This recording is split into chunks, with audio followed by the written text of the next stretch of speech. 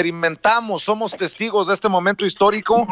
El PAN marca hoy su aniversario número 81 con tal vez la peor generación de panistas, unos preocupados por los bisteces, otros por la longaniza, otros acusando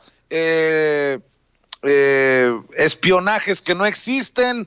Vaya momento tan lamentable para el PAN que llega a su aniversario, insisto, número 81, doctora. Porque muchos de los que son los, digamos, las fuerzas fuertes, las imágenes fuertes, las personalidades fuertes del PAN, ya no están ahí, Vicente. O sea, es interesante que hasta quienes llegaron a la presidencia con ese partido, en el caso de Felipe Calderón y su esposa, ni siquiera están ahí. O sea, esta es la contundencia de que es un partido que se volvió hueco, y los que están ahí tienen pues los intereses para poder usar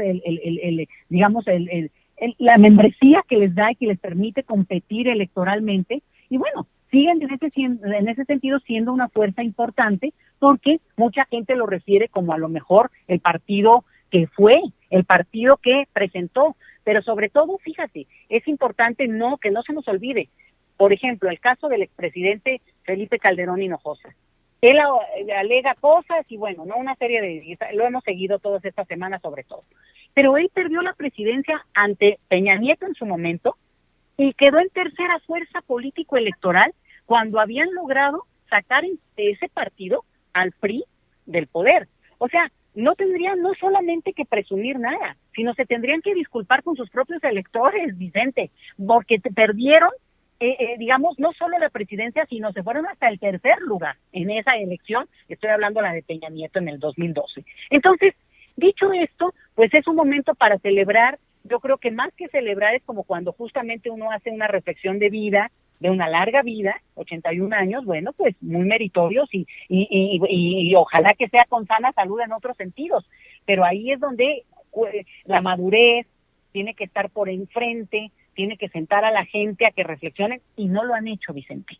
Ese partido, por las disputas internas, no se ha sentado a hacer una autorreflexión, algo que internamente incluso no salga de aquí, podamos decir lo que pensamos, se pelean entre ellos, porque digo, no está el hoyo para el bollo para otros hornos, ¿verdad? Ciertamente tienen razón, tienen muchas molestias entre ellos, ¿no? Y también la dirigencia de estos pues jóvenes, pues ya ni tan jóvenes, ¿verdad? Pues ya les dejamos jóvenes cuando vemos que los otros tienen 80 y tantos años, pero estos jóvenes cuarentones, de repente lo que vemos es que se han deshecho de la cúpula o de los que podrían darles una presencia distinta o un discurso que los regresara a sus orígenes, por lo menos este discurso de moral o de ética, si tú quieres, incluso con un contenido religioso importante en su parte central, no de hablar de la iglesia, me refiero a esta parte que trae los valores, ¿no? Un poco más del sentido común, de la vida correcta, que les gusta mucho en el PAN, y que a mí me parece que lo perdieron cuando teníamos, oye, qué clase de gobernantes han tenido, y no hablo solo de los de ahorita, sino, oye, ¿quiénes fueron?